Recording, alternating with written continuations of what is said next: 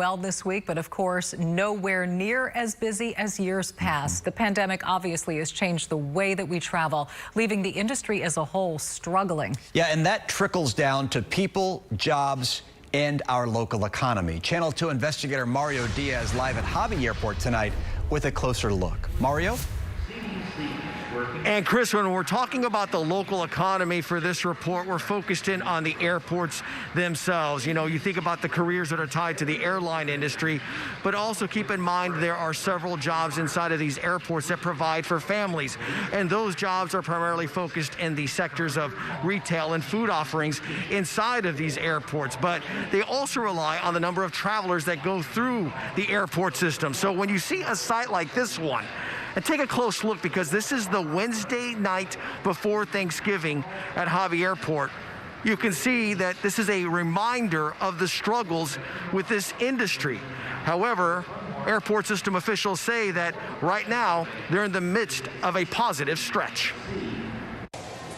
This is going to be our peak of number of passengers since April. Houston Airport System spokesman Augusto Bernal is right. Before the pandemic, TSA passenger numbers routinely were near 2.3 million passengers per day nationally. When Channel 2 Investigates hit the skies across Texas in May, it came only weeks after the industry had hit rock bottom. TSA numbers show that on April 14th of this year, only 87,000 passengers took to the skies across the country. Since that low point, air travel has slowly increased. Daily nationwide passenger totals eclipsing 900,000 roughly 20 times, with over 1 million passengers traveling on only 3 days. Passenger traffic has slowly increased since April. But the comeback has been very slow.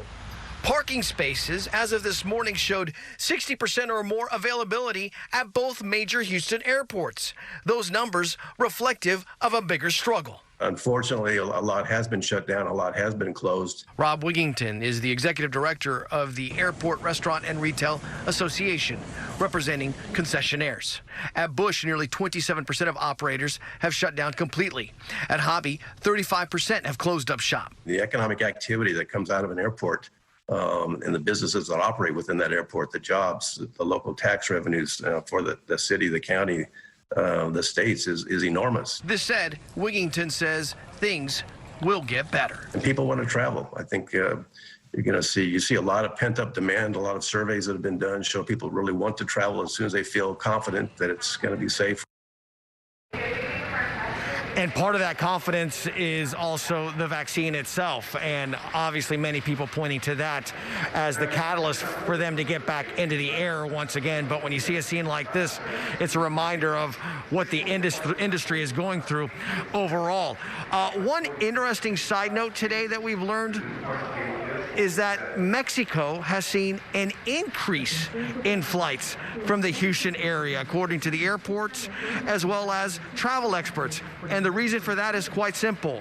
Their guidelines with regards to COVID requirements to visit their country is not as strict as other destinations right now. Live at Hobby Airport, Mario Diaz, KPRC, Channel 2 News. Mario, thank you.